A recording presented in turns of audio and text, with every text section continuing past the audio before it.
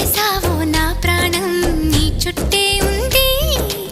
ఏదేమైనా జీవితమే నీతని చెబుతుంది.